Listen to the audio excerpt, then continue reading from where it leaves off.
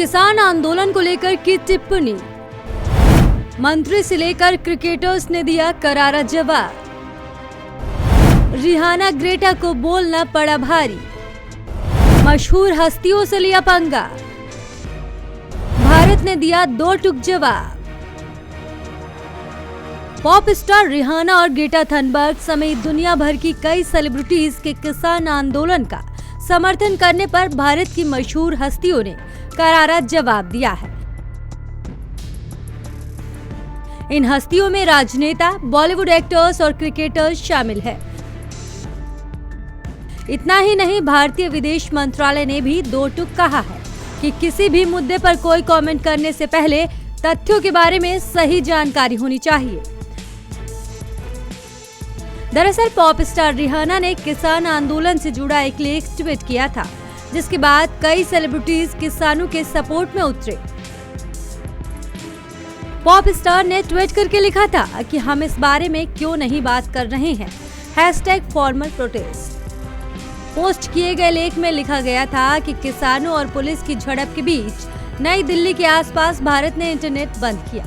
इस ट्वीट के बाद ट्विटर पर वे काफी समय तक ट्रेंड भी करती रहीं। इसके बाद उन्हें विभिन्न जगत की हस्तियों ने बिना नाम लिए खूब खरी खोटी सुनाया।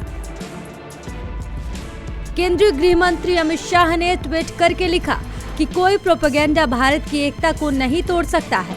कोई प्रोपेगेंडा भारत को ऊंचाइयां प्राप्त करने से नहीं रोक सकता है।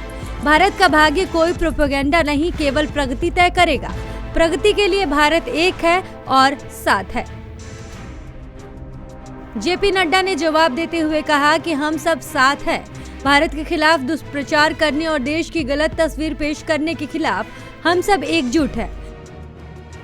सदानंद गौड़ा ने जवाब देते हुए कहा कि विस्तृत चर्चा और बहस के बाद भारतीय संसद ने सुधारवादी कृषि कानून पारित किए, लेकिन निहित स्वार्थों ने प्रचार करके किसान समुदाय के एक छोटे से वर्ग को अपने एजेंडे को आगे बढ़ाने के लिए गुमराह किया।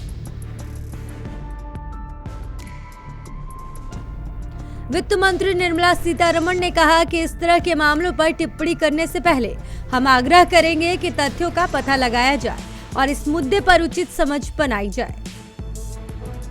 इसके अलावा भी कई नेताओं ने रिहाना और अन्य हस्तियों को मुंहतोड़ जवाब दिया।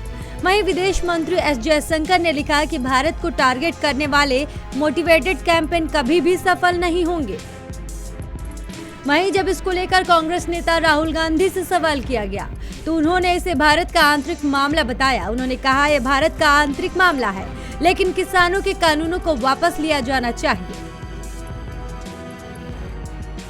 इसके साथ बॉलीवुड एक्टर अक्षय कुमार, अजय देवगन, फिल्मकार करण जौहर, सुनील शेट्टी ने कहा कि लोगों को आधे अधूरे सत्य और मतभेद पैदा करने वाली बातों पर ध्यान देने के बजाय जारी किसान संकट को सुलझाने के सरकार के प्रयासों पर ध्यान केंद्रित करना चाहिए।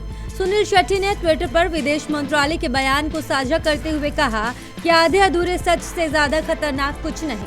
अक्षय कुमार ने कहा इस मुद्दे को सुलझाने के लिए सरकार की कोशिशें स्पष्ट दिख रही हैं। अजय देवगन ने ट्वीट कर लोगों से आग्रह किया कि वे भारत या भारतीय नीतियों के खिलाफ झूठे प्रचार से सावधान रहें। करण जौहर ने लिखा कि किसी को भी देश विभाजित नहीं करने देना चाहिए।